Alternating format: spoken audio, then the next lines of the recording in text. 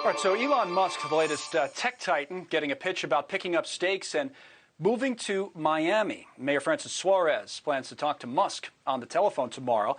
This comes as San Jose, California Mayor Sam Liccardo is warning that while Silicon Valley is still home to the best talent, the taxes and regulations in the state have been driving some business away.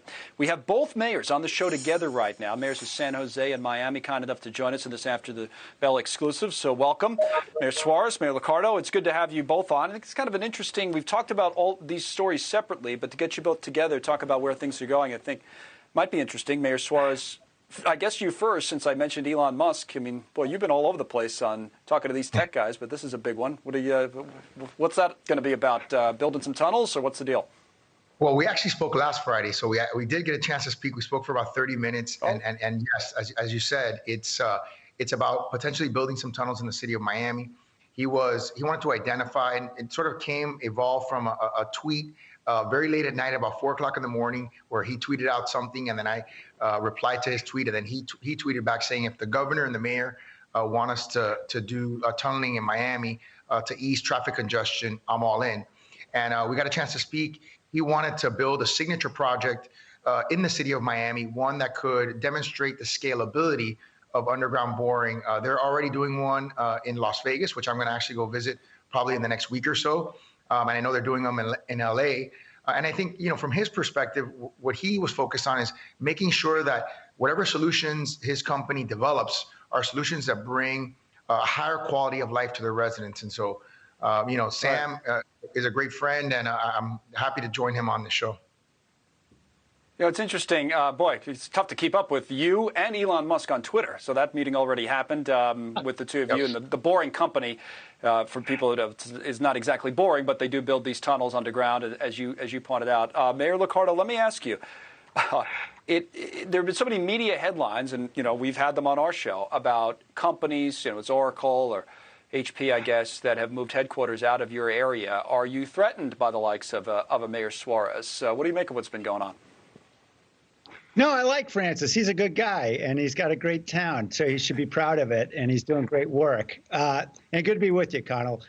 Yeah, look, I think the headlines are probably a little overwrought. I don't think the sky is falling, but the clouds are darkening. And this is a wake-up call, I think, for the entire state, that for the innovation economy to work, we need to lower barriers, particularly for young entrepreneurs, for scaling growing companies.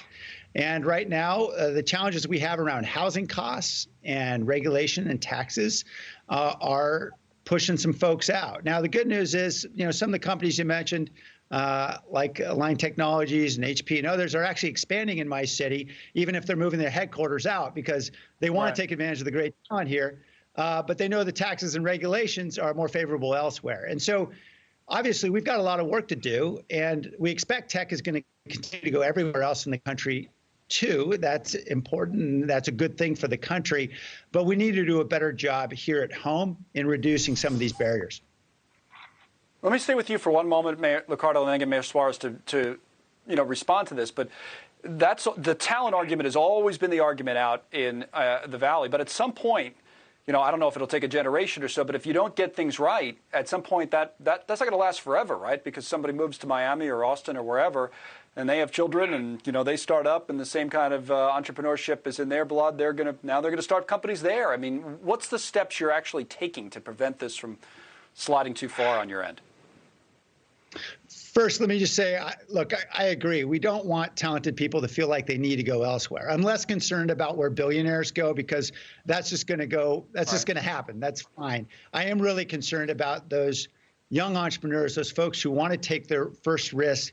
And that's what really drives employment in my town and throughout Silicon Valley, is those small companies that grow to be larger. And what we need to do first is we need to reduce the barriers to building housing. That is both a local and a state issue. And we're aggressively trying to get high-density housing built here, but there are huge challenges with high housing costs. That is in construction in particular. And I know that the governor cares about this and is trying to get some challenging regulations out of the way, like CEQA. But we've got to do more, and we also have to hold a lot of our suburban towns' feet to the fire. in pushing them to be open to housing just as the large cities like San Jose and San Francisco are. Aren't you going to have a similar problem, or if you don't have it already, Mayor Suarez, with the costs? At first it might be a good problem to have, but a lot of people with a lot of money move in and the companies that follow, but the people who are already there, their costs start to go up, right? Are you dealing with that already? Well, we certainly are an expensive rental market, but we pale in comparison to some of the cities that you've mentioned in the Valley and also in New York City. So from a cost differential, we do very, very well. The other thing is we have, unlike some of the cities in California, we have an expansive zoning envelope. So we can actually grow, and most people don't know this, we actually have the ability to grow physically 10x. In other words, 10 times greater and larger than what we are. And so what that does is that creates a tremendous amount of supply, which keeps prices low. We also have what we call a Miami Forever bond, which is dedicated $100 million in affordable housing funds. We've leveraged that at a 20-to-1 rate, meaning we've been able to produce for $10 million, $200 million worth of affordable housing projects that have created 722 units in our city. So we've been very strategic about making sure that the housing costs remain competitive and remain inexpensive going forward. And the last thing that I would say is that, today's billionaires were yesterday's founders, were yesterday's engineers, were yesterday's young talent. And what happens is when they decide to go somewhere, they're going to be funding tomorrow's young talent.